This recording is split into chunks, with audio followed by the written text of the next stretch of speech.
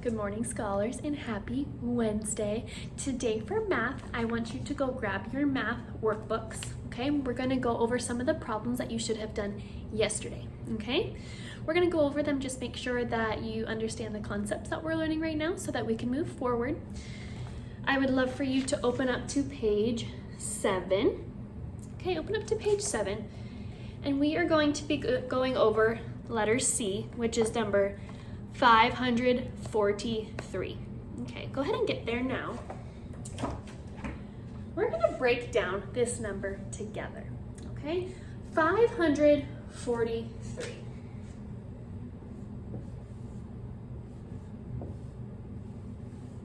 That's a really big number.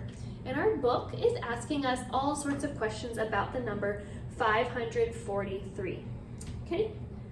The first question says, what digit is in the tens place? So let's go ahead and hop over to our place value chart right here. So we have our hundreds place, our tens place, and our ones place. First, we need to figure out what number is in the hundreds place.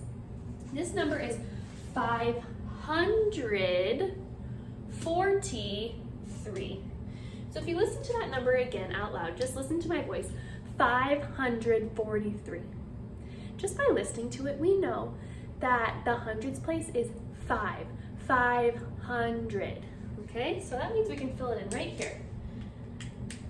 500, 40,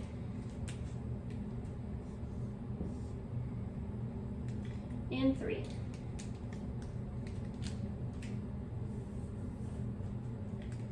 So now we know that the 5 is in the hundreds place, the 4 is in the tens place, and the 3 is in the ones place, okay?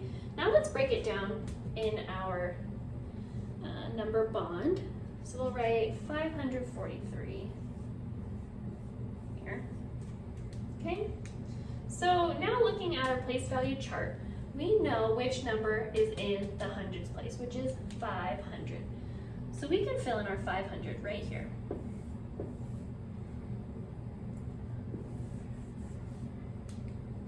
Next up, our 10, which is 40. And last but not least, our ones place. What's left over? We just have 3 left over right here in our ones place. 543. All right, so now we can answer all of our questions. What digit is in the tens place? We know that our 4 is in the tens place.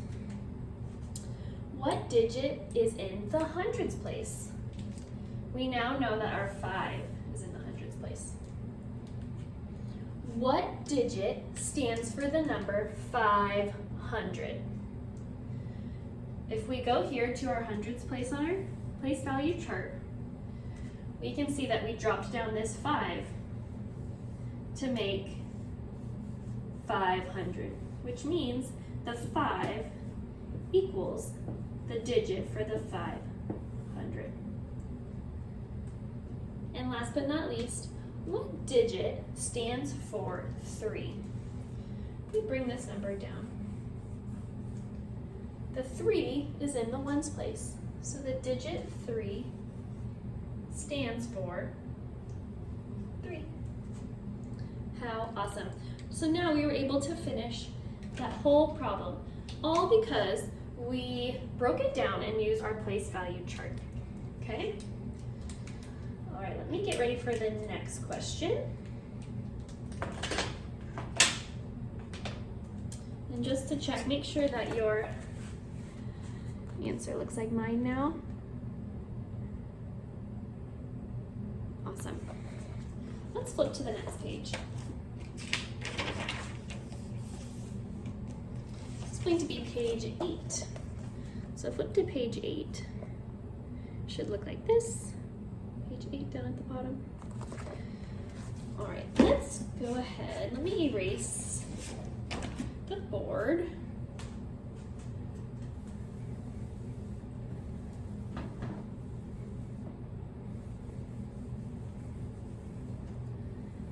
I hope you're having a great, great morning. I'm so excited to see all of you today at our Zoom meetings. All right, we have a new number.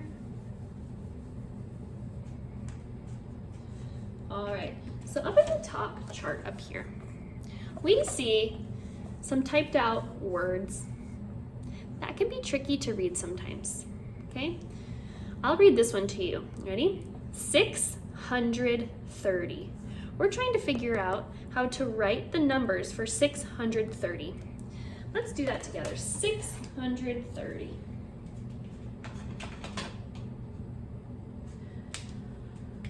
Listen to my words. Ready? 630. 600. So we know that the first number is 6 for 600. 30. Wow. That one was pretty easy peasy. 630. But wait. What's supposed to go here?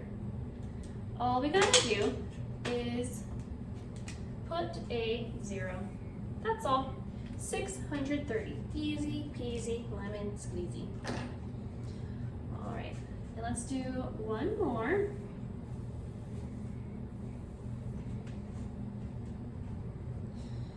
All right, let's do this last one right here. It says 555. Let's listen to those words. 555.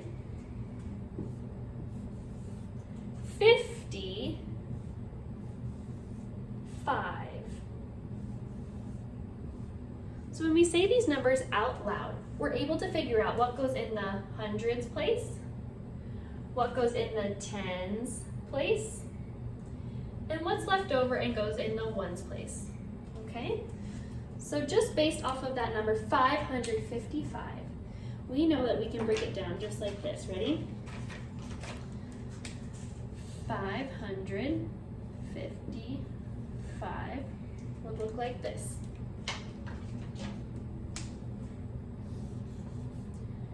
500.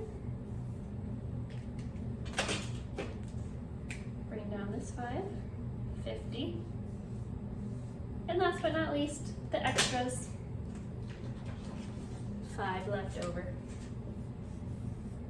Awesome. Very, very good. All right, my friends, that was our review from yesterday, okay? So now what I would love for you to do is take a look. Let's see, let me get this resituated. I have